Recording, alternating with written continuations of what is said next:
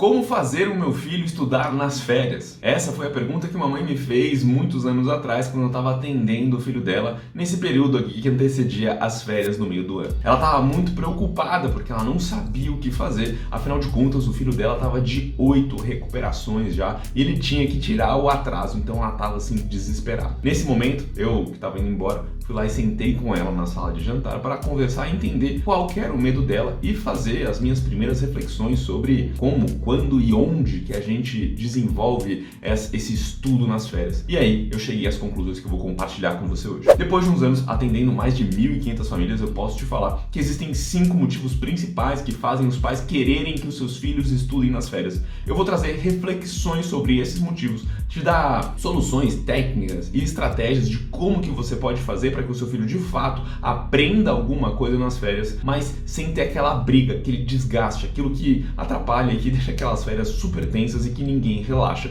inclusive você, mãe e pai responsável, né? Então, se esse tipo de conteúdo te interessa, se você tem filhos que dão desafios na hora da escola, ou mesmo crianças ou já adolescentes que estão querendo prestar para provas super difíceis, como faculdades de medicina ou estudar fora do país, esse canal pode te ajudar a ter uma relação melhor com os estudos, ajudar você, mãe e pai responsável, a saber como lidar nas diversas situações. Se esse tipo de conteúdo te interessa, já se inscreve no canal para receber todos os conteúdos que a gente faz aqui. E bora pro nosso primeiro motivo. O primeiro motivo que faz os pais tomarem esse tipo de atitude, de querer fazer com que os filhos estudem nas férias, é para que eles não percam o ritmo. Eles sabem que ritmo é importante e que às vezes quando a gente para nas férias a gente dá aquela desleixada e a gente não consegue voltar com a mesma clareza. Isso é muito normal no mundo dos adultos, né? É muito comum quando a gente volta pro trabalho, por exemplo, a gente ficou ali 15, às vezes 30 dias de férias do trabalho, o que a gente sabe que é raro no mundo corporativo. A gente volta e a gente até esqueceu as senhas, a gente não lembra como as coisas funcionam e isso é bom. Sim, isso é ótimo. Inclusive, grandes consultorias que atendem CEOs, diretores, os vice-presidentes das grandes empresas ensinam essas pessoas que eles precisam parar em algum momento. E essa é a parte mais difícil do dia a dia, sabe? Inclusive, esse é um dos livros que um dos diretores da Novartis, uma das maiores farmacêuticas do Brasil, me recomendou, Think, Flow, Swim. E a primeira página, o primeiro capítulo é justamente para que esses caras reflitam sobre, ou essas mulheres, inclusive, né? Hoje em dia temos várias mulheres na liderança, para que essas pessoas reflitam sobre quando que elas vão parar, como que elas vão parar e como que elas vão fazer isso do melhor jeito possível. E aí, tem uma parte onde eles ensinam a fazer o planejamento do ano da empresa junto com as férias, para que as férias dessas pessoas que têm que tomar decisões muito importantes e que envolvem muitas famílias e muito dinheiro, para que elas tenham as férias justamente depois de períodos de estresse, para que a gente tenha aquela sensação de que, poxa, valeu a pena.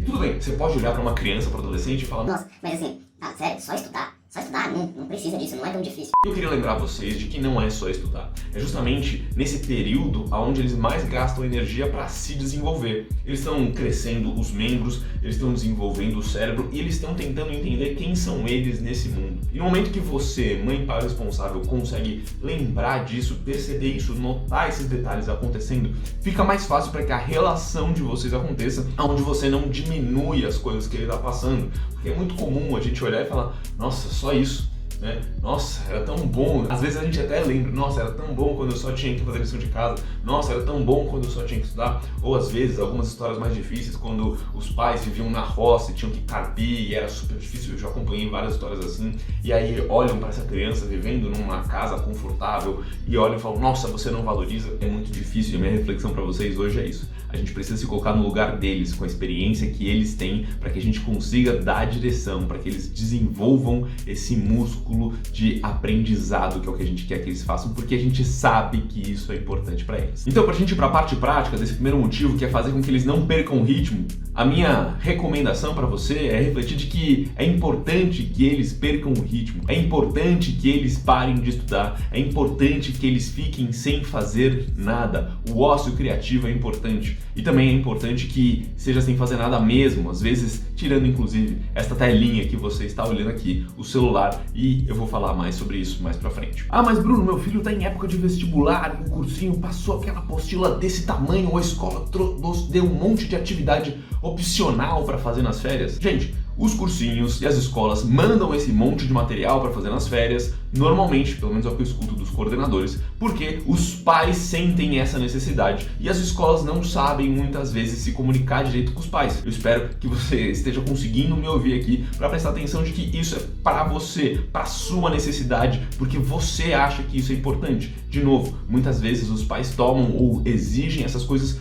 por medo. E eu quero que você tenha consciência desses medos para tomar a decisão com a ciência e aí sim conseguir ajudar o seu filho a despertar o gosto pelos estudos, estudar e aprender mais. Esse é o meu objetivo, ajudar essas crianças e adolescentes a gostar de estudar, a aprender mais e a levar isso pro resto da vida de verdade. Não só com o nosso medo de hoje, o medo deles não darem conta, o medo deles perderem o ritmo. Então, pra gente resumir, é importante que o seu filho perca o ritmo sim, é importante que ele tenha esse período de descanso, mas se ele estiver prestando vestibular ou se você quer realmente que ele volte para a escola de um jeito melhor, é só colocar um período de estudo na última semana, uma horinha no máximo, repito, para que você consiga relembrar as coisas, revisar o que estava acontecendo. Essa revisão é boa, é positiva, mas isso precisa ser combinado com o seu filho. E aí não é regra, é combinado. A gente precisa entender o que eles querem, o que eles gostam, como que isso funciona, e eles têm que ter o poder de falar de volta para que esse combinado aconteça e as coisas caminhem sem muitos atritos. Mas para isso, a gente precisa caminhar pelos próximos motivos para você entender como fazer para que eles aprendam. Aí agora eu já estou mudando um pouco, né? Mas vou falar sobre o que faz você querer que eles estudem e eu vou tentar trazer você para a consciência e ajudar eles a aprenderem alguma coisa nesse período. O segundo motivo que os pais querem que os filhos estudem nas férias é porque eles precisam desenvolver o hábito de leitura e se eles não lerem nas férias, eles não vão aprender nada. Calma, gente. Peraí, não é bem assim, né? O hábito de leitura é importante sim, e ele ajuda muito a gente a desenvolver o nosso mundo interno e ajuda inclusive a desenvolver o QI. A gente sabe também que pessoas que leem ganham em média 20% mais do que as outras, segundo um estudo de uma universidade da Itália. Agora, você desenvolver o hábito de leitura com peso nesse momento, será que vai ajudar? Claro que não. Né? Se a gente obrigasse você a fazer alguma coisa nas suas férias que você não estava muito afim, só para que você desenvolvesse uma habilidade ali, ia atrapalhar suas férias, você ia voltar das férias cansado, você não ia querer fazer mais nada. Agora, como que a gente faz isso com as crianças e com os adolescentes? A gente precisa ajudar eles a escolherem os próprios livros. Talvez fazer um horário de leitura para que a família toda leia, então você vai ter que escolher o seu livro também. E eu recomendo de verdade que você aproveite as férias para ler livros que não fazem você pensar, refletir, sei lá, não vou ler Vygotsky, não vou ler Nietzsche, não vou ler algo que precisa pensar que vai mexer muito comigo nas férias. Eu vou ler, sei lá, Percy Jackson, eu vou ler Harry Potter, vou ler algum outro livro de romance, sei lá, Dan Brown, alguma coisa assim que vai despertar a minha curiosidade. Isso são os livros que eu gosto, tá? Você precisa descobrir quais são os livros que você gosta e quais são os livros que o seu filho ou a sua filha gostem, para que vocês aproveitem as férias para ter momentos de leitura. Você pode fazer, por exemplo, um clube do livro e isso vai ajudar eles a desenvolverem esse mundo interno, que é tudo o que precisa para que eles realmente consigam aprender mais e melhor no futuro. Então você não precisa se preocupar em ler as coisas da escola, tá claro? E se esse conteúdo está fazendo sentido para você, já clica no gostei aqui embaixo, dá aquele like, fortalece o canal. Olha, eu tô muito youtuber, tô melhorando muito nessa parte. Mas enfim, brincadeiras à parte, isso ajuda o algoritmo a mostrar esse vídeo para mais pessoas, talvez ajude outras famílias. Então se você clicar no gostei aqui, dar o joinha, isso ajuda bastante a gente a crescer esse projeto que a gente está aqui ajudando muita gente a despertar o gosto pelos estudos nos filhos. Agora o terceiro motivo que faz os pais quererem com que os filhos estudem nas férias é justamente para que eles aprofundem os conhecimentos, para que eles saiam na frente das outras crianças, dos outros adolescentes, porque no futuro eles vão reconhecer que aquelas férias foram as férias que fizeram a diferença na vida dessas crianças. Você sabe que não é bem assim, né? E quando a gente pensa nisso, eu lembro lá atrás, minha mãe e meu pai tentando fazer eu estudar e aquela briga em casa porque tinha que fazer uma revisão disso, tinha que olhar aquilo e assim, eu lembro de bater porta, eu já tava na adolescência, né? Já não tava assim naquele momento muito fácil. A minha mãe ficava triste, ficava brava, às vezes chorava. Meu pai, quando minha mãe chorava, aí o bicho pegava pra mim. E eu não quero que isso aconteça na sua casa, não precisa. Porque você não precisa fazer com que o seu filho tire o tempo perdido nas férias. De novo, eles precisam descansar, sim, mas não vai dar para recuperar o tempo perdido também, porque o tempo já foi perdido e o tempo não volta atrás. E se você quiser preparar ele para o futuro, para que ele se desenvolva, a melhor coisa que você pode fazer é aproveitar esse momento para despertar o gosto pelos estudos. E como que a gente faz isso? Como que a gente desperta o gosto pelos estudos? A gente começa falando sobre aquelas coisas que eles já gostam.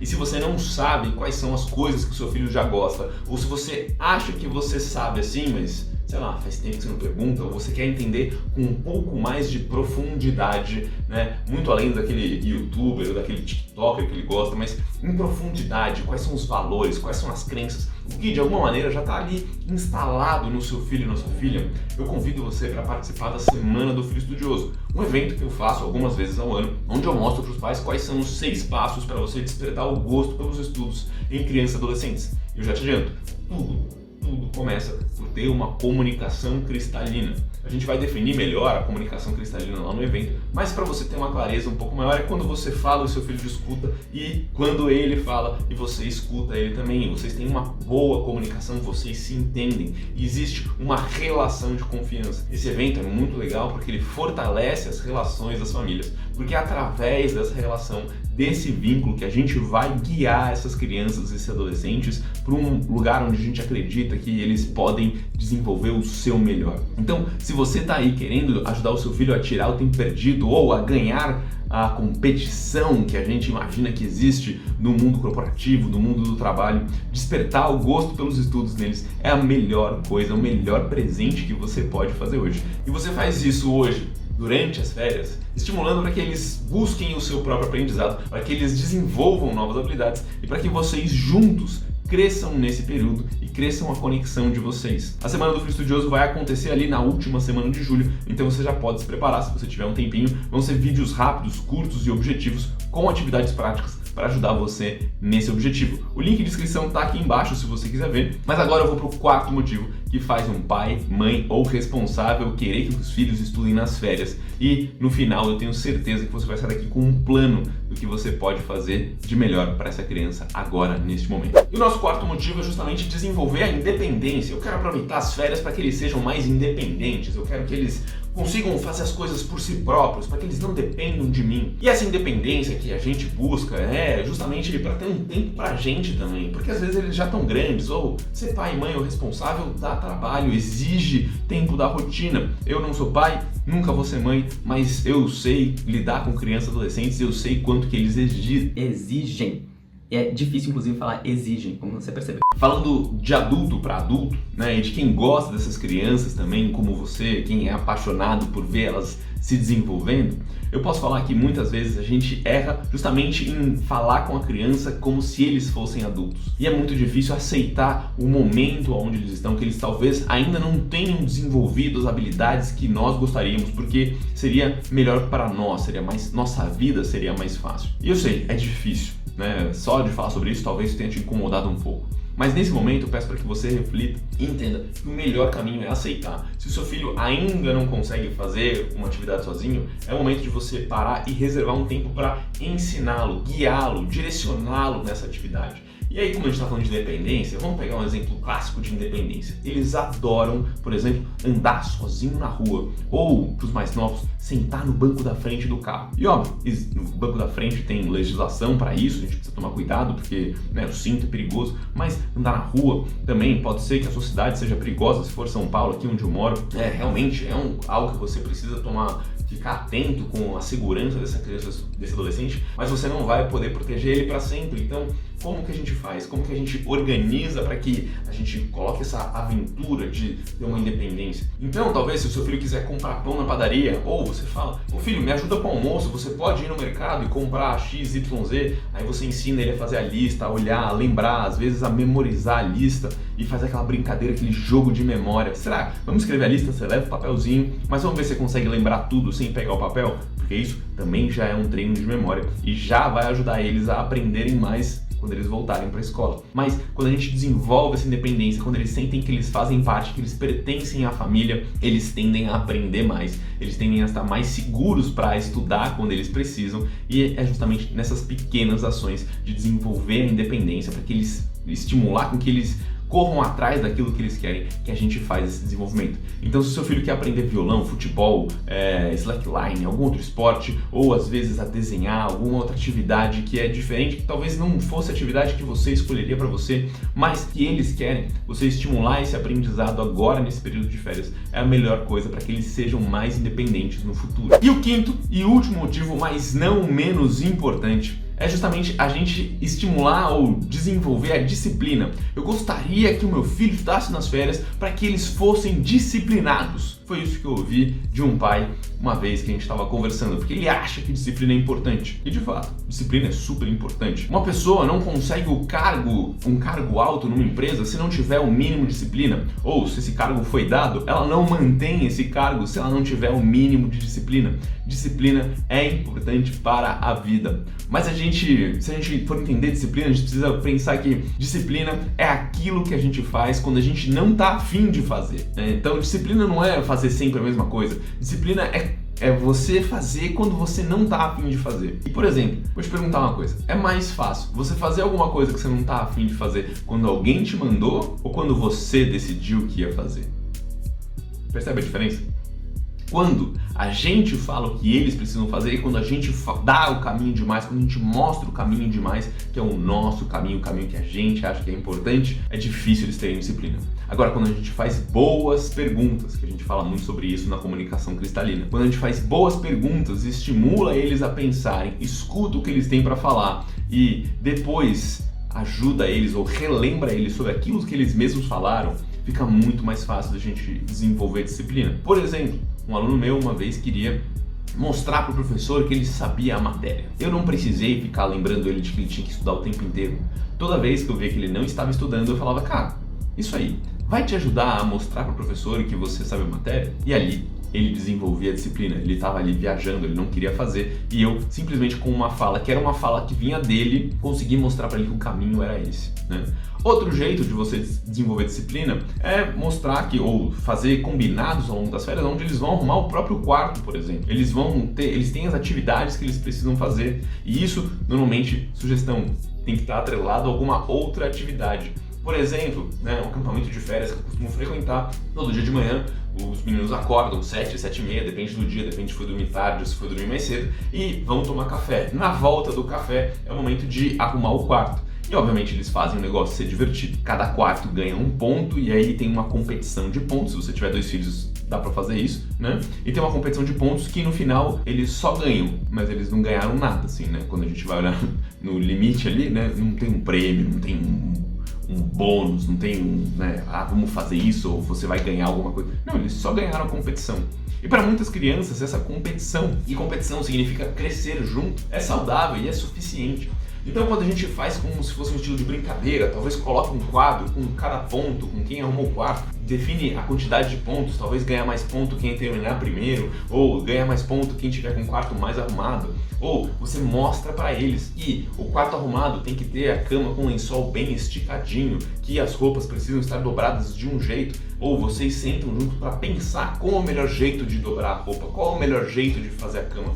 Tudo isso, quando a gente faz junto com eles, fica muito mais fácil deles cumprirem, gente. Então, antes da gente ir pro final desse vídeo, eu quero relembrar o que você aprendeu. A gente falou sobre os motivos certos e os motivos errados. Normalmente os motivos errados envolvem medo. E eu queria saber, coloca nos comentários aqui, qual motivo você assistiu hoje aqui e você tinha ele por conta de medo de alguma coisa do futuro, medo que estava te atrapalhando de ver o seu filho ou sua filha de verdade. Eu vou adorar ler as suas respostas aqui. O segundo problema que a gente desenvolveu aqui é justamente essa reflexão. Então vamos olhar os motivos? Primeiro motivo, eu quero que meu filho não saia do ritmo. Segundo motivo, eu quero que ele desenvolva o hábito de leitura. O terceiro motivo, eu quero que ele desenvolva os seus conhecimentos, que ele se aprofunde, que ele vá mais longe. O quarto motivo, eu quero que ele desenvolva a independência. E o quinto motivo, eu quero que ele desenvolva a disciplina. Mas tudo aqui são bons motivos, a gente realmente quer que eles aprendam, quer que eles se desenvolvam, a gente quer que eles cresçam. Mas e você, mãe e pai responsável? Você está crescendo? Você está se desenvolvendo? Você está estudando para entender quem é essa criança, esse adolescente que está se desenvolvendo na sua frente? E quem é você e o que você quer para sua família? Porque normalmente a gente tem esse conflito quando a gente não se entende e a gente não entende essa criança, esse adolescente, é onde as brigas realmente acontecem. Se você quiser se aprofundar um pouco mais para despertar a vontade deles estudar, melhorar as notas escolares com isso e ter mais tempo livre para você, para sua família, para você fazer as coisas que você gosta, eu convido você a participar da Semana do Filho Estudioso. Eu vou deixar o link aqui para você fazer a sua inscrição. Um beijo e eu te vejo lá.